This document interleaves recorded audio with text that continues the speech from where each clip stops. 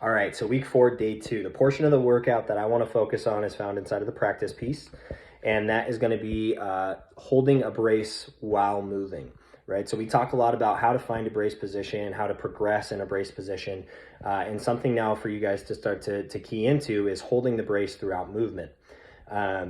Inside of this piece, you guys are going to see a step back lunge with a med ball slam.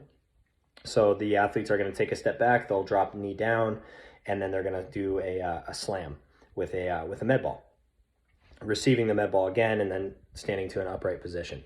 Okay, so there's a lot of movement going on, a lot of dynamics here.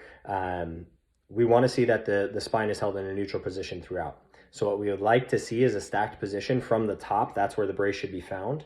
Now, something that you guys are going to key into here, and what I want you guys to focus on teaching in this workout is where to breathe. Okay, so we should complete a full repetition. Since we're in that upright stacked position when we're just standing, that's where we should brace. Then we step back, we perform the slam, we step forward, that's where we breathe. Okay, so the exhale and everything, rebracing should be done from the top from a full standing position. Focus on that and you guys are gonna see more success through the movement rather than have the athletes try and figure out in that movement, okay, now I'm down to a knee, try and rebrace here, it's gonna get a little bit funky. So focusing on staying stacked, performing the movement, then rebreathing, staying stacked, brace, perform the movement. So bracing should be done in between. And the same thing goes for the V-sit pull-up. So the rope pull-ups. So you're gonna see V rope pull-ups. This one's a little bit trickier because we wanna be in a neutral position when we brace.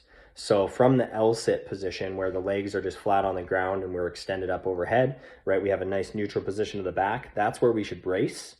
We're gonna brace there. Then we're gonna raise the legs. Why? Because that raising of the legs is actually gonna pull the hips into a posterior pelvic tilt. Okay, so what we wanna see is a brace while the legs are flat on the ground.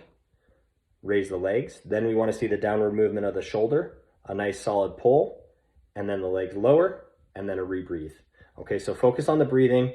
That's really what you guys should be focusing on. And if you give cues there, you're gonna find more success on kids being able to hold the brace through their movement. So teach them where to breathe.